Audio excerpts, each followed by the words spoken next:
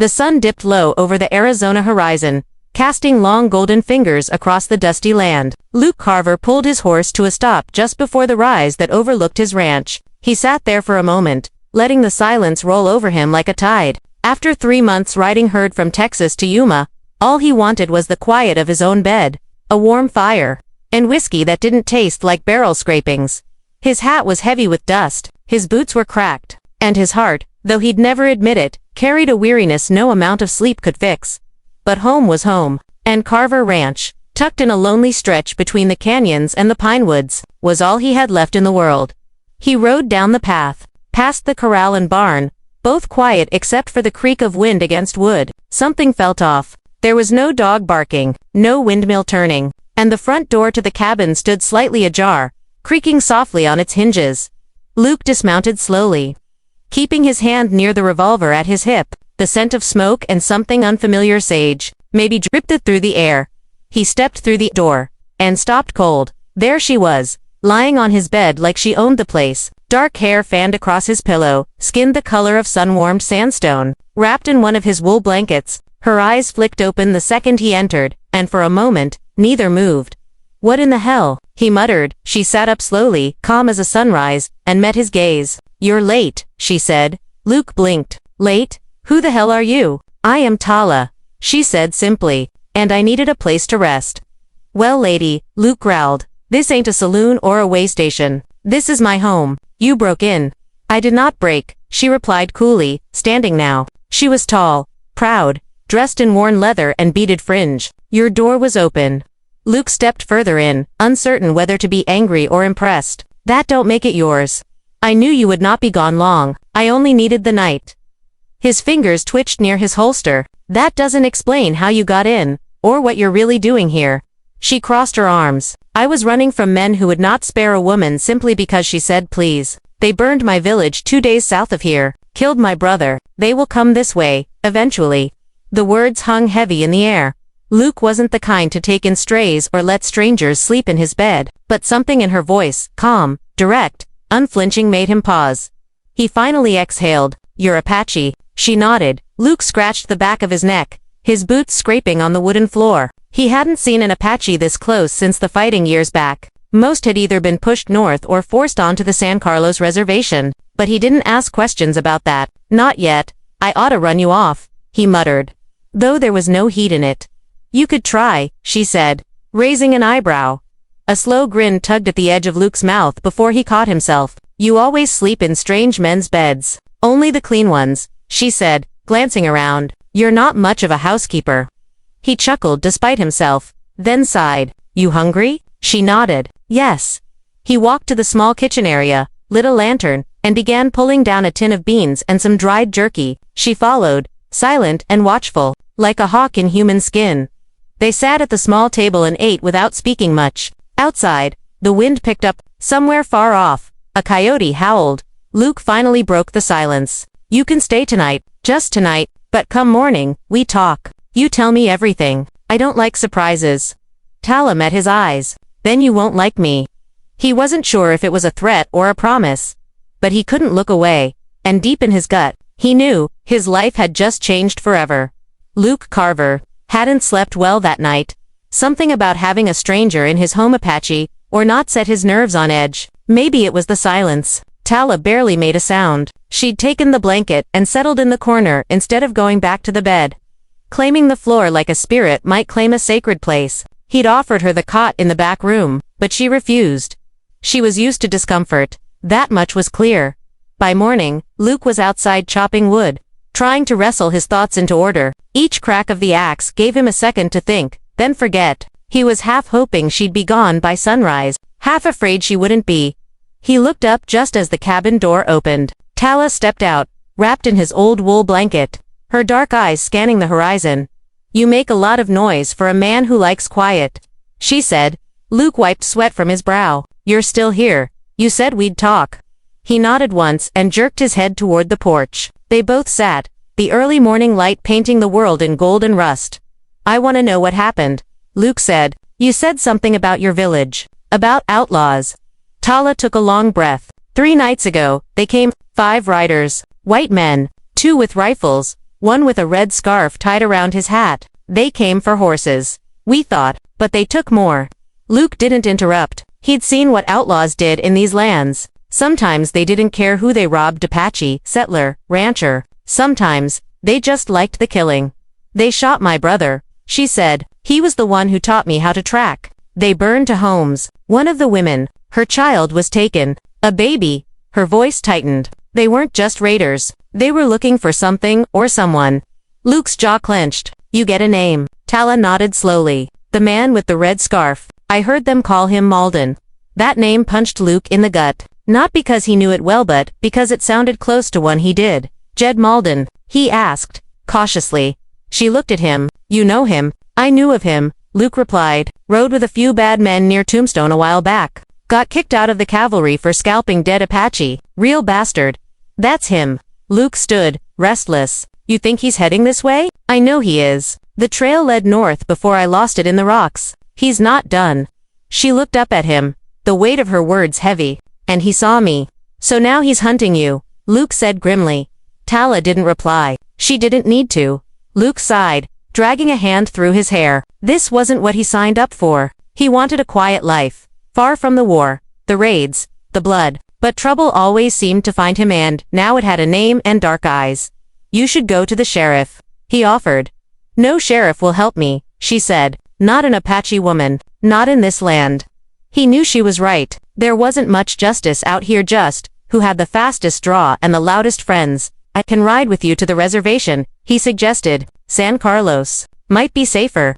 She shook her head. They'll cage me. Keep me behind wire. That's not safety. That's prison. Luke sat back down beside her, staring at the dirt under his boots. You're asking me to help you. Is that it? I'm not asking anything, she said. I came here because your land is quiet, and your name means something. You were kind to the Apache once. You helped settle a treaty. That was a long time ago. But you're still here, she said softly, and you haven't run me off. He looked at her then, really looked, and saw not just a woman on the run, but a fighter. Someone who'd lost everything and still had enough steel to stand. He gave a slow nod. You can stay, but you help with the ranch. You pull your weight. Tala stood. I can ride. I can shoot. I can mend fence. Good, Luke said. We'll start with the horses. As they walked toward the corral, Luke couldn't shake the feeling that he was being pulled into something much bigger than a few outlaws. And when Tala looked at him, those deep eyes, watching everything, it felt like a past he thought buried was stirring again. And for the first time in a long while, he wasn't sure if he was ready. 3 days passed. Then 5. Luke Carver wasn't used to company, especially not the kind that could outshoot, outrack, and outstare him. But Tala made herself useful. She rose before the sun, carried water, mended fence wire, brushed the horses, and kept to herself unless she had something worth saying. Luke watched her in quiet admiration at first, just out of caution. But now, something else had crept in. He didn't like it.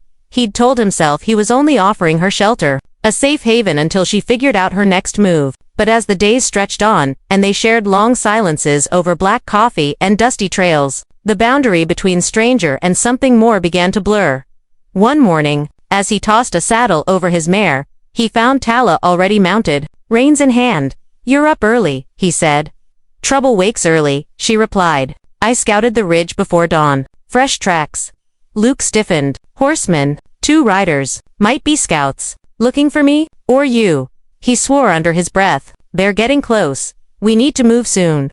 Luke looked out toward the horizon. The land stretched wide and endless, but he knew the danger wasn't in the open, it was in the places men could hide. Canyons, creek beds, thickets. He could feel it pressing in.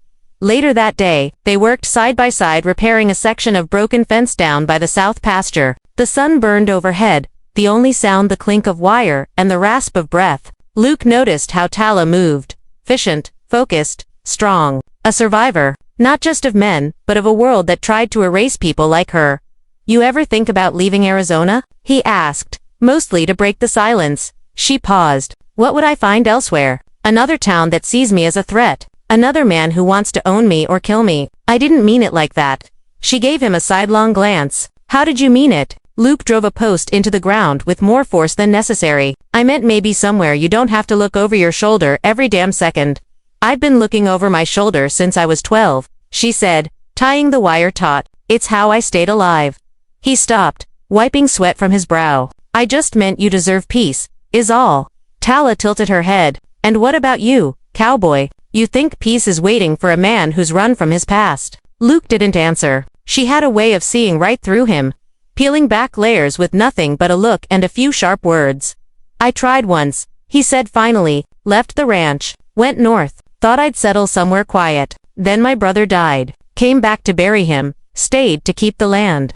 "What happened to him?" she asked. "Shot during a card game in Tucson. Some argument about a debt." Tala didn't press. Instead, she picked up the last coil of wire and started walking toward the horses. That night, as the fire crackled in the hearth and the wind howled through the pines, Luke found her sitting outside, blanket wrapped around her shoulders, eyes scanning the night.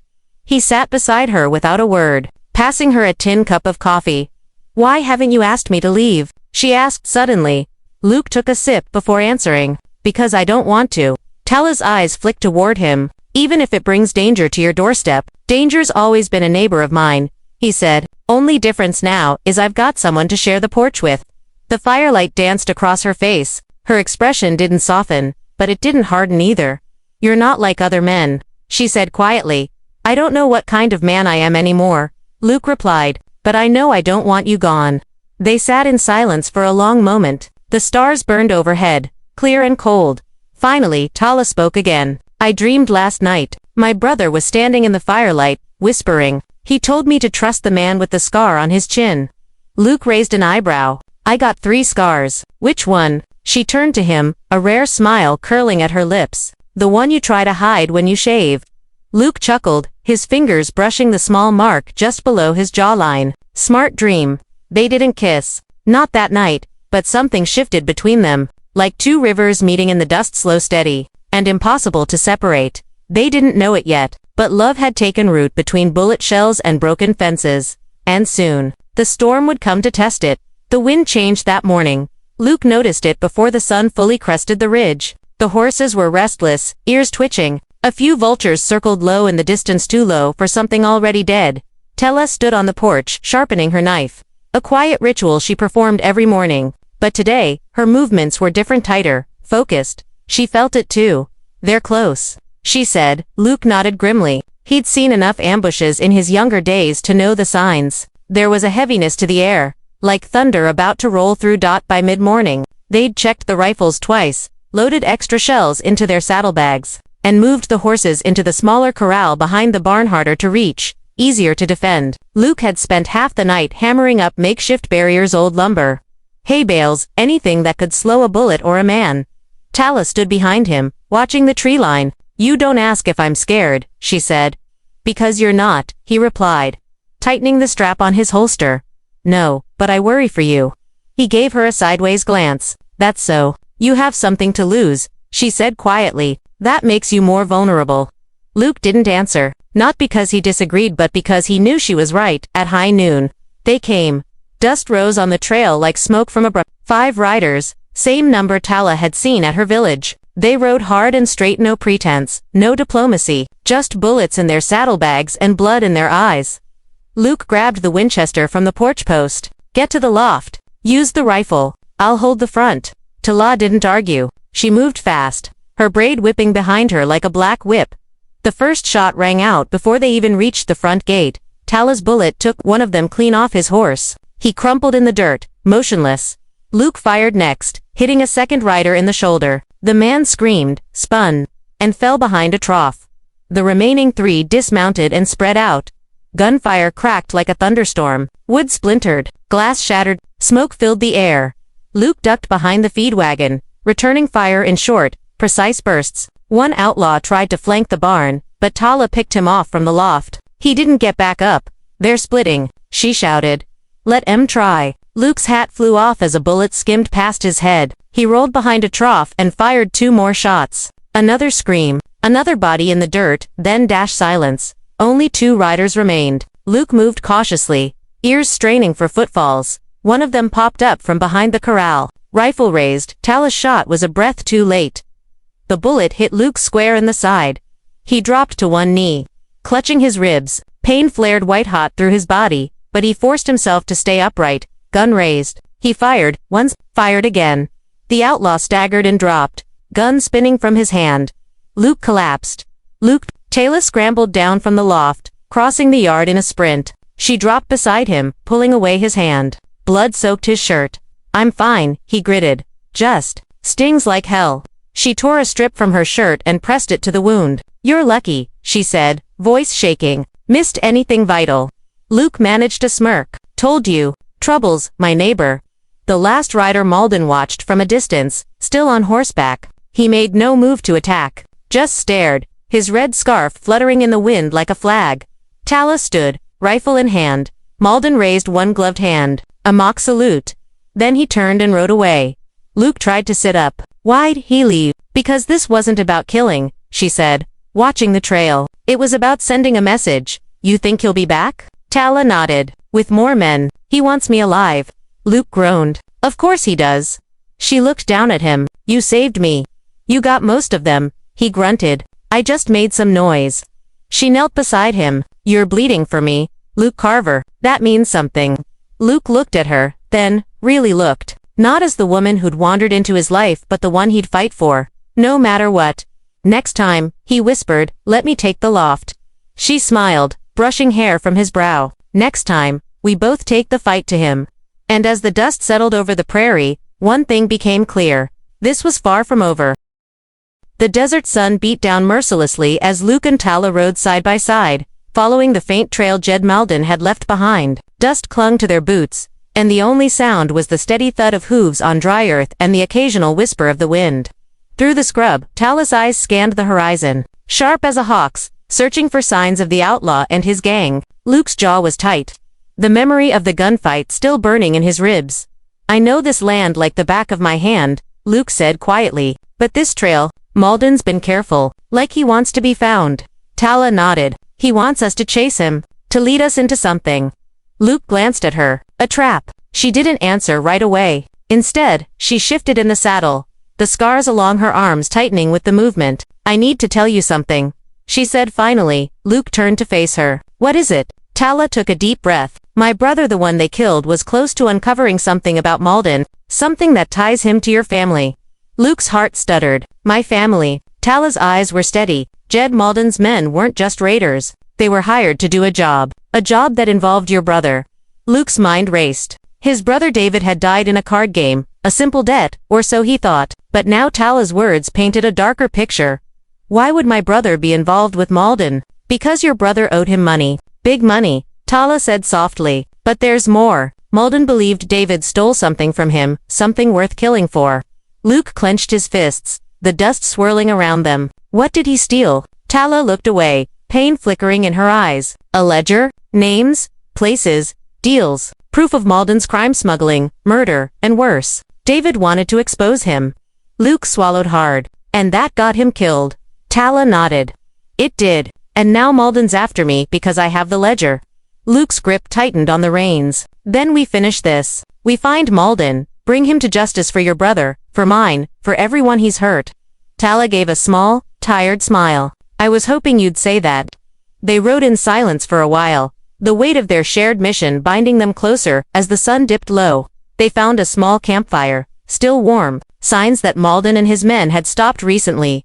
Luke dismounted, eyes scanning the ground. "We're close." Tala nodded, her hand resting on the butt of her revolver. "Ready?" Luke nodded. "Always."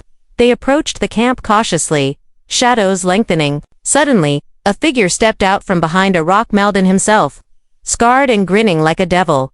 "Luke Carver," Malden sneered. "Didn't expect to see you here." Luke's hand went to his gun. "This ends tonight, Malden." Malden laughed, harsh and cold. "You don't know what you're dealing with, boy. Your family's tangled in this mess, deeper than you think." Tala stepped forward. "We're not afraid of you." Malden's eyes flicked to her, calculating. "You're just a woman, but you're smart to come together." Luke didn't hesitate. Enough talk. The standoff crackled with tension, guns drawn, ready to fire.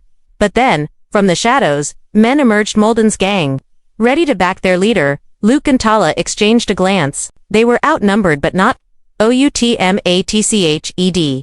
What came next would change everything. The night air was thick with tension as Luke and Tala stood back to back, surrounded by Jed Malden's gang. The campfire flickered between them, casting long shadows that danced like specters. Malden's men had rifles aimed, fingers twitching on triggers, eyes cold and merciless. The outlaw leader himself wore that familiar cruel grin, the red scarf around his neck, a bloodied banner of menace. "Luke Carver," Malden spat, "you think you can stop me? This land belongs to men like me, men who take what they want, who make their own law." Luke didn't flinch. "Not while I draw breath." Tala's hand rested steady on her revolver. "And I'm not leaving here without the ledger." Malden laughed. "You don't have it." "I have what my brother left behind," Tala said, "proof that you're nothing but a thief and murderer. And this time, your reign ends." A tense silence stretched, broken only by the crackling fire. Then, with sudden violence, the fight erupted.